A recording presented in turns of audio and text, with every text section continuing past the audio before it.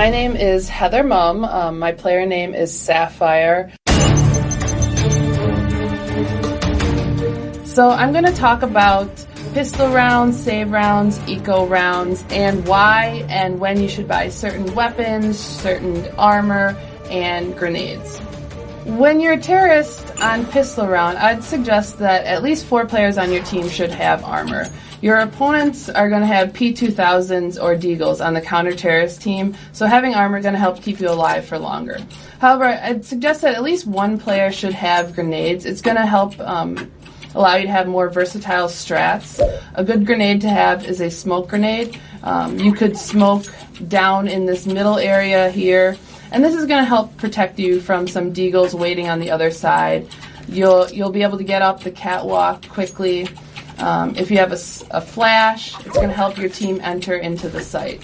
So it's really important for one player to at least have a few grenades to allow you to have more strat options, and the rest of your team can have armor, and that's going to keep you alive for longer. As a counter-terrorist on your pistol round, you're going to do a few things different than you would on the terrorist side. The default gun for terrorists, which is a Glock, isn't going to kill you in one shot. Therefore, you really don't need armor. It's more important to have grenades. For example, if you're at the long A here, a quick grenade into this tunnel area is going to stop a rush, and it's going to allow your team extra time to rotate. Or if the terrorists are rushing up the catwalk here, a flash is going to slow them down. It's going to allow your teammates from over at the B-bomb site to rotate.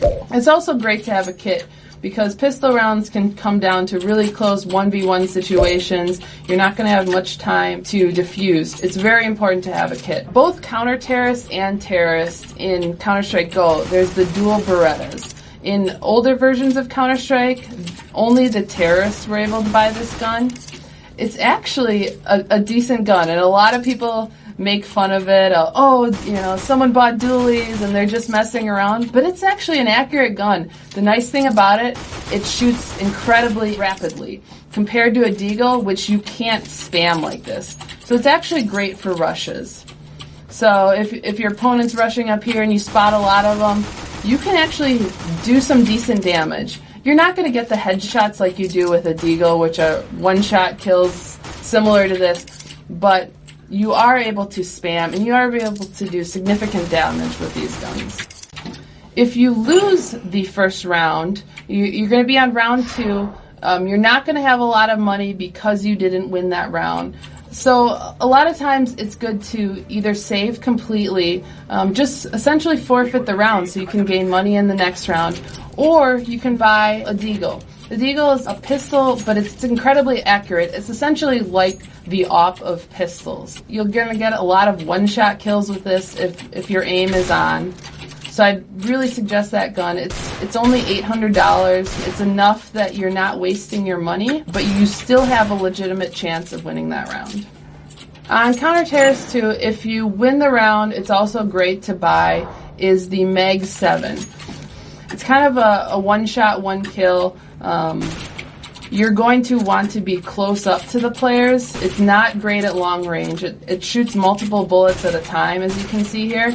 So you're going to want to play it in close corners. Maybe you can get in this corner and wait for your opponent. You really don't want to make these long-range shots because it's not going to be accurate. You can see the bullets are coming down here even though you're aiming higher.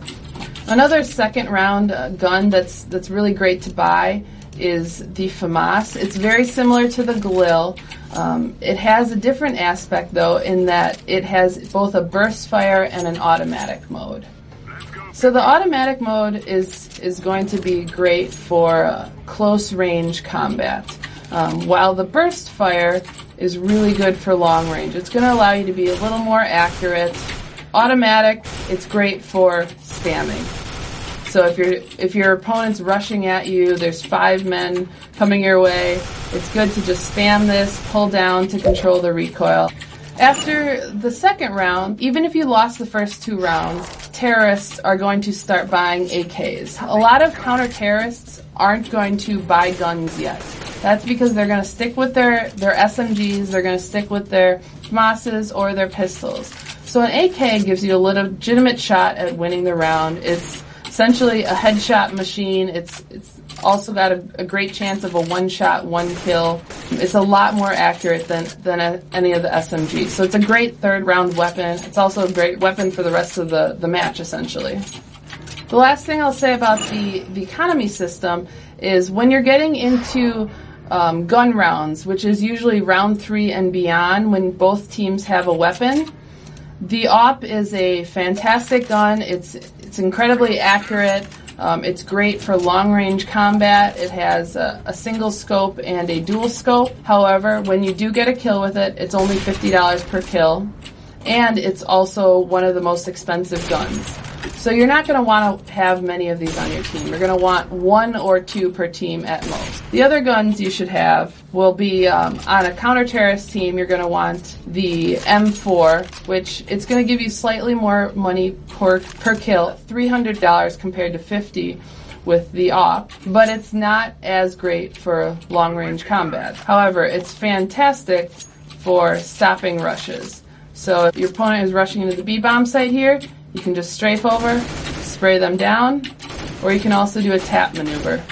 So by tapping, you're going to be a little more accurate than you would spraying, because you can control the recoil.